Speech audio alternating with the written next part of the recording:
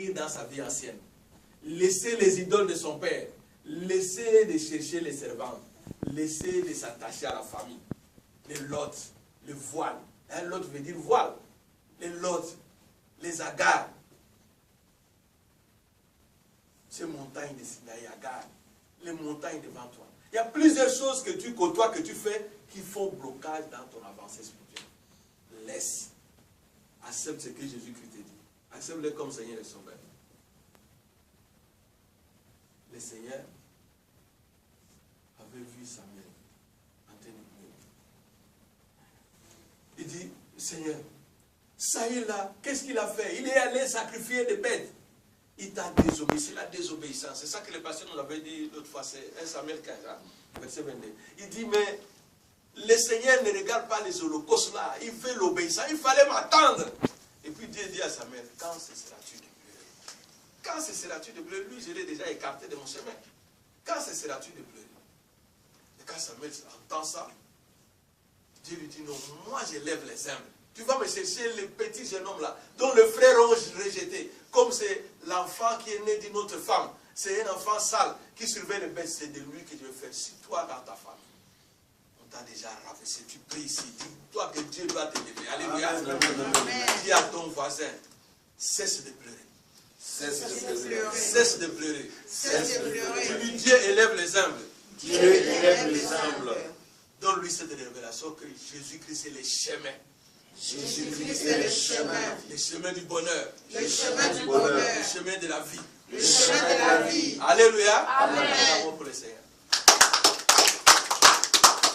Vous savez, quand on dit Jésus-Christ est le chemin, quand vous avez prié pour moi tout à l'heure quand j'étais à Jésus, j'ai entendu le pasteur, il a dit quelque chose.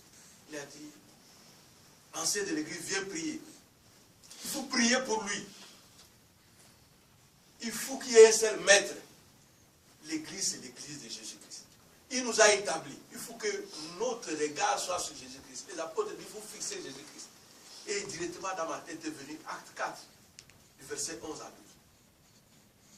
Acte 4, du verset 11 à 12. Si quelqu'un peut nous dire ça. Il a donné des paroles qui sont bibliques. Mais écoutons-les. Acte 4, verset 11 à 12.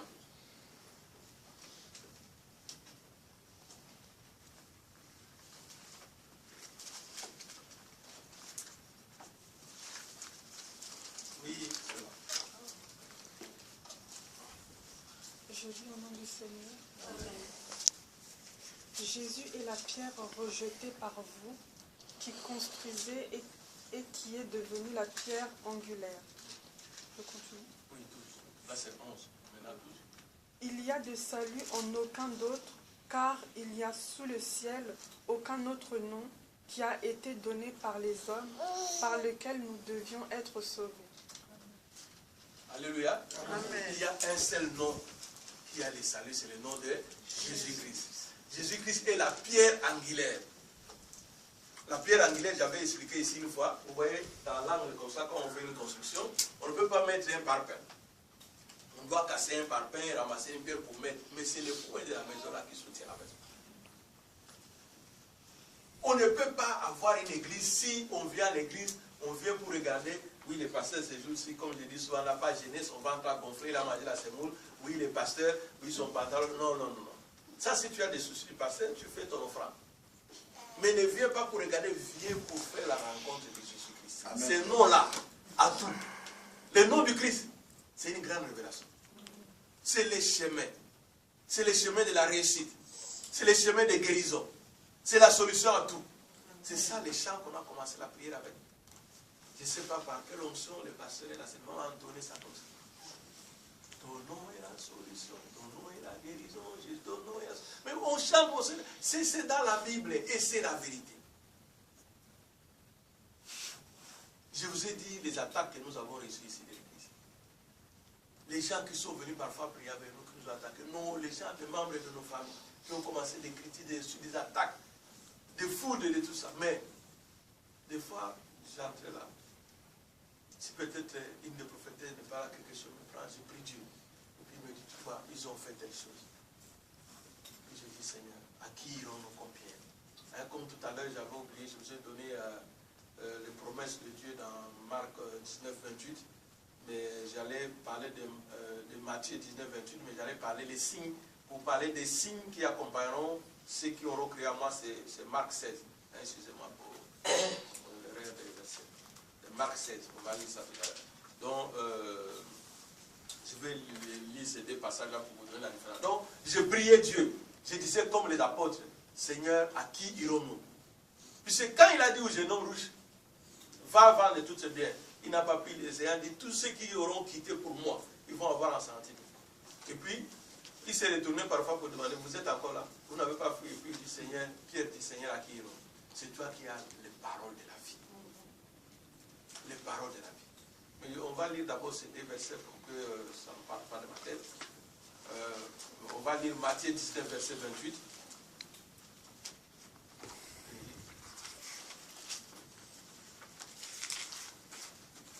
Matthieu 19, verset 28. Et puis quelqu'un d'autre cherche Marc 16, de 17 à 20. On comprend que Marc 16, c'est les signes. Et Matthieu 18, c'est juste les promesses de régner. Alors que ça ne prête pas confusion quand vous allez lire. Sinon, on va dépasser la différence. Le Saint-Esprit au contrôle. Matthieu 19, verset 28.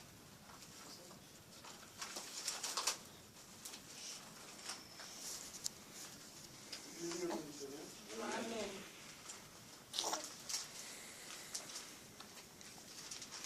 Je vous le dis, en vérité, quand le Fils de l'homme, au renouvellement de toutes choses, sera assis sur le trône de sa gloire, vous qui m'avez suivi, vous serez de même assis sur 12 trônes, et vous jugerez les 10 tribus d'Israël. Amen. Amen. Et ça, c'est les promesses. Bon, maintenant, les signes, c'est Marc 16. Ça doit être du verset 17 à 20. Marc 16, 17 à 20.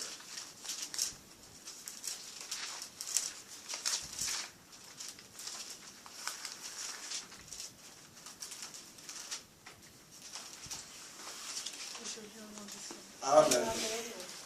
Voici les signes qui accompagneront ceux qui auront cru en mon nom. Ils pourront chasser des démons, parler de nouvelles langues,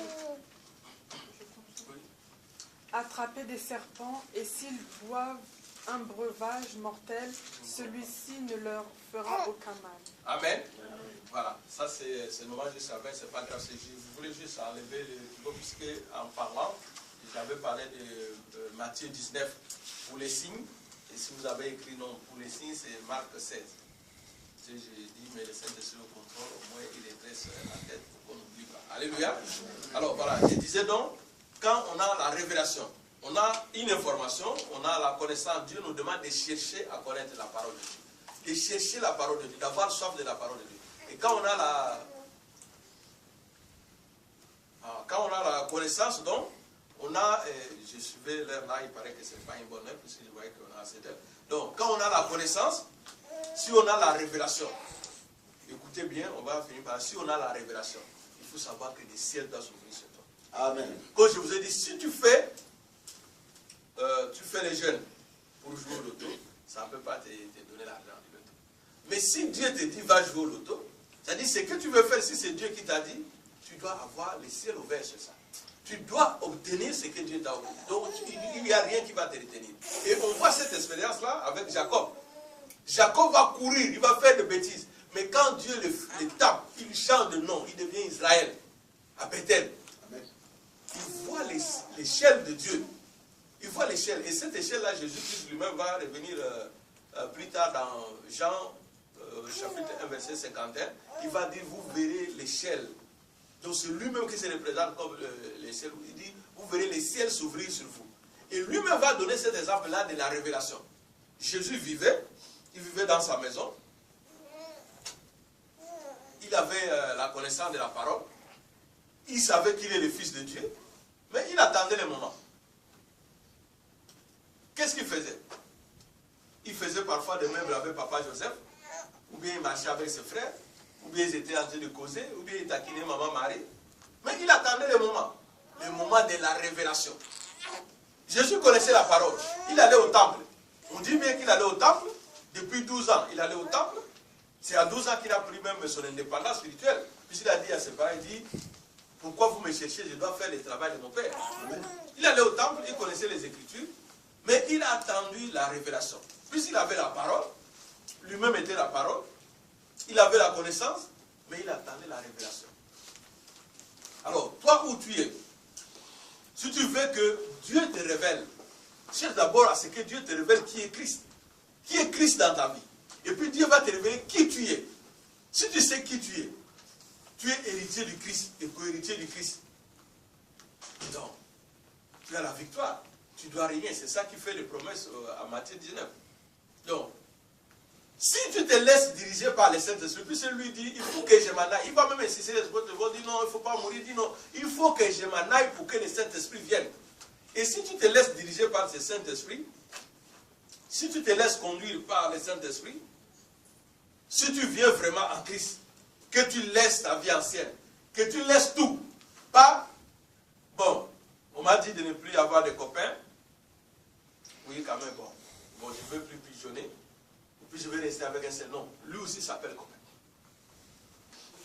Si tu laisses tout, tu viens en Christ, tu dis, bon, souvent je mens, quand je ne suis pas à la maison, j'invente un mensonge, bon, là je vais arrêter de mentir. Tu laisses les mensonges, tu laisses tout qui ne confesse pas le nom de Dieu.